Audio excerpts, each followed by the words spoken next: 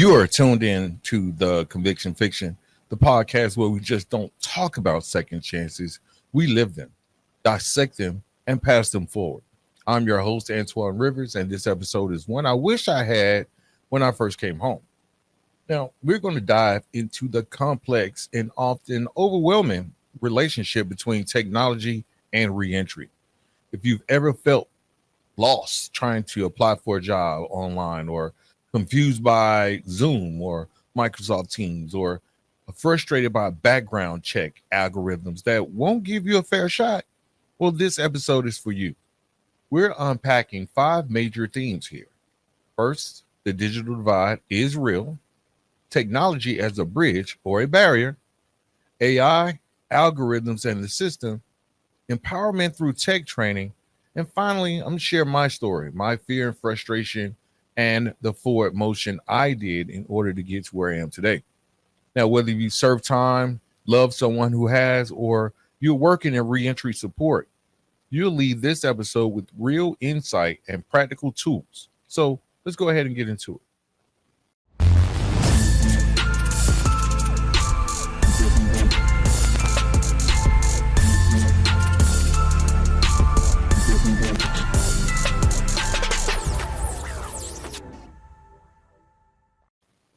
All right, let's go ahead and start with what they don't tell you at orientation or at the local halfway house. The digital world has left us behind.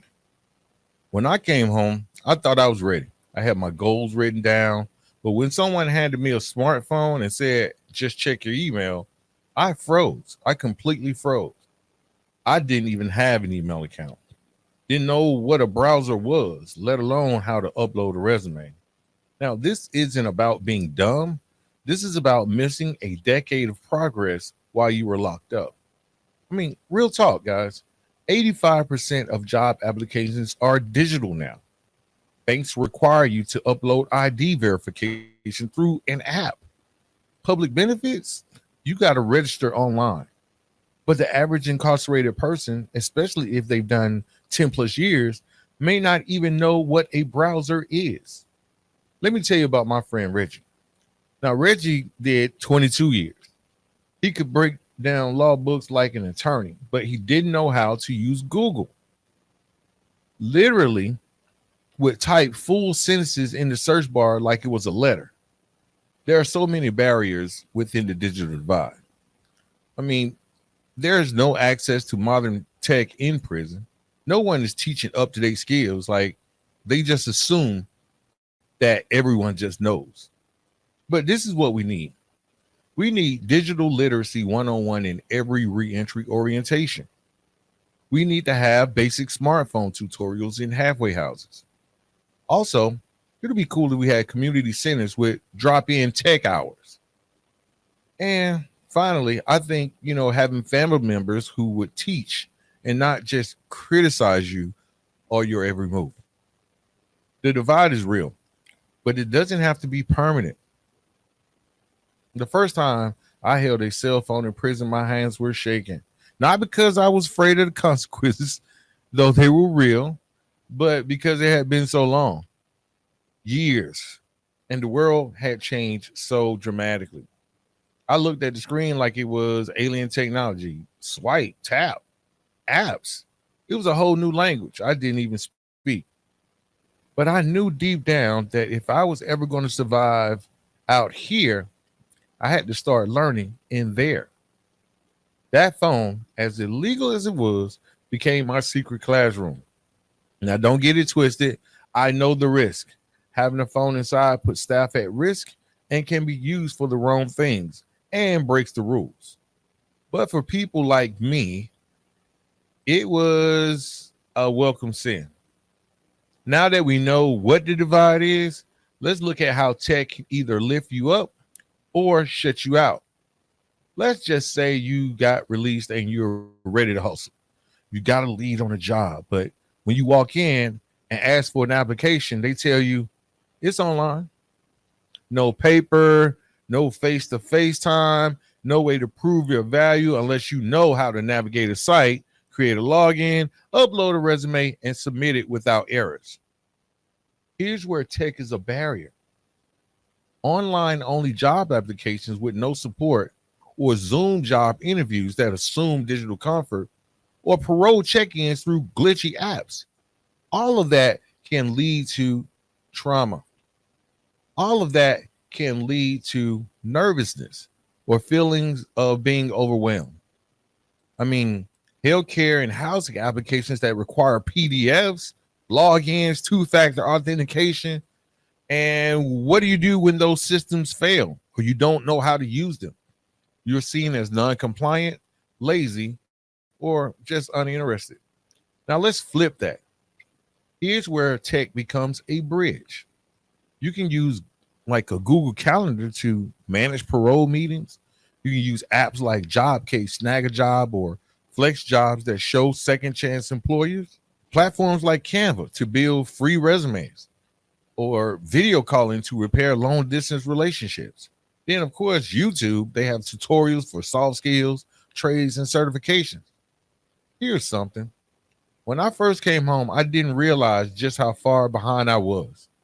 I wasn't afraid of hard work, but technology, that felt like a different language. I didn't know how to create an email, apply for a job online, or join a Zoom call without stress and second guessing. It was very frustrating, almost embarrassing. I had the mindset to succeed, but I didn't have the tools yet. Then I made a decision. I wasn't going to let tech leave me behind. I watched YouTube tutorials late at night. I asked people to slow down and show me how. I used Google like a lifeline. And little by little, that fear turned into confidence. Today, I run a podcast. I run a business. I write books, teach, mentor, all using the very tools that once felt impossible. Learning tech didn't just change my opportunities, it expanded my vision. It gave me access to the world and the power to build something real. If you're out there struggling with the same thing, hear me. It's not too late. You don't have to be perfect. You just have to start. What's the difference between a barrier and a bridge? Training, patience, support, and confidence. So if you're working in reentry or mentoring someone, stop assuming they should know this already. Instead, build them up step by step. Tech doesn't care about your record. It responds to your input. And that means with the right tools, you can rewrite your own future. This is where things get a little sneaky here, though. Not in your face racism or bias or, just judging. I'm talking about algorithmic bias. When AI systems decide your fate before a human even looks at your name. Let's break it down, okay? This is what's happening. Job boards use AI to filter resumes. Landlords use AI for background checks. Employers use AI, artificial intelligence, to rank applicants. Even prisons are using predictive tools to assign custody levels. Here's the problem. These systems are trained on biased data, and returning citizens are often automatically filtered out, even if you're qualified, right? In real life, I helped a guy with a spotless post-release record. He applied for a customer service role. The second he clicked, "Have you been convicted of a felony?" the form auto rejected him. No appeal, no person to talk to. But then it gets worse. Some background check bots pull old, incorrect, or expunged data. You're still being punished by a machine with no explanation and no path to correct it. But here's the flip side. You can use AI to your advantage too. Smart tools for smart people. That's what I call it. Use Chat GPT to draft resumes and cover letters. Use AI like Grammarly to clean up emails. You can also use Bard or Perplexity to learn about industries. You can use LinkedIn Learning or Coursera for tech certifications. Ask AI to help write your business plan if you want to be your own boss. We have to train people to train the machines and push companies to audit their systems for bias. Tech without ethics is dangerous, but tech with equity, now that's powerful. Now let's get into some solutions. I talked about a few, being able to leverage AI yourself, because the goal of this podcast isn't to complain, it's to build. Okay. And nothing builds faster than training and support. Now, I just want to highlight some programs out there that are doing it right. The Last Mile teaches coding inside St. Quentin, right?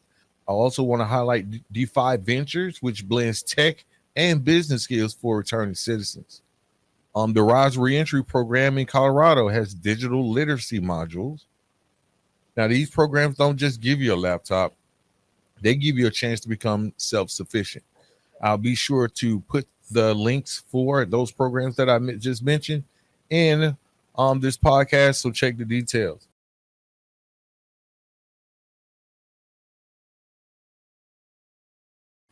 Imagine this. You go from not knowing how to type to creating a portfolio website. You may be applying for jobs with confidence to teaching someone else. That's the ripple effect of tech training. What every reentry program should offer is at least basic phone, email, and calendar training, right? They can also offer resume and job board tutorials. And if they want to get a little bit more high tech, what about cybersecurity for returning citizens?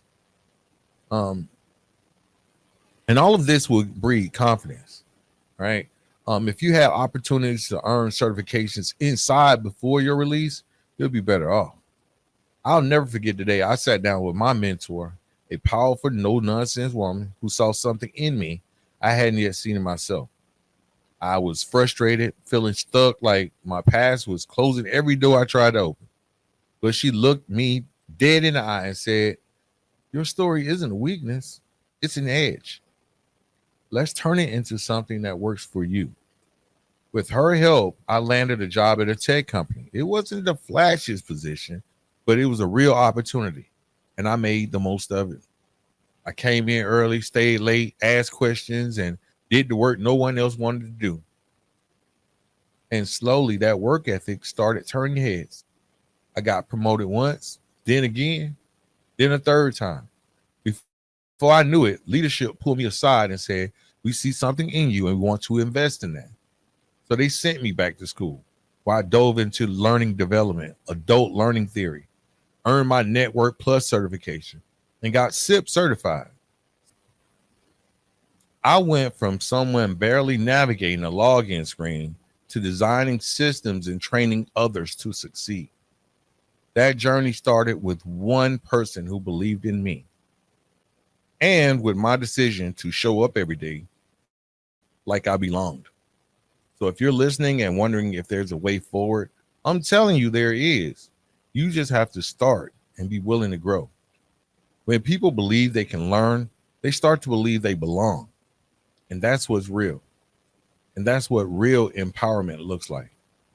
I'll end with my own journey, because I don't just talk about tech. I live the struggle. Like I said, when I came home, I was scared to even admit I didn't know how to use Google Docs. I had pride, man.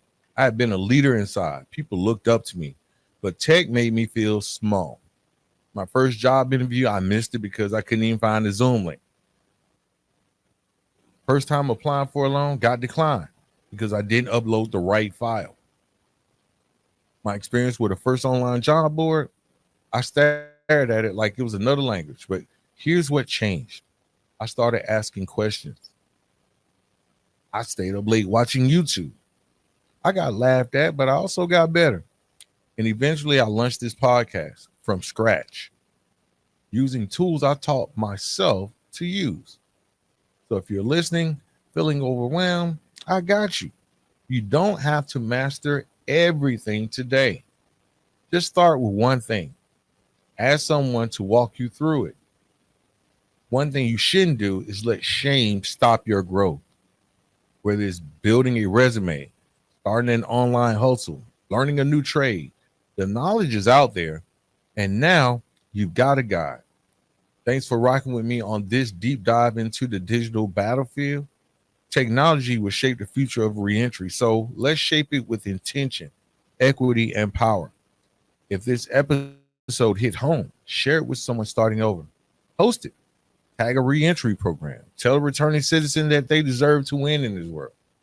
I am Antoine Rivers, and this is the Conviction Fiction, where we change the narrative one episode at a time.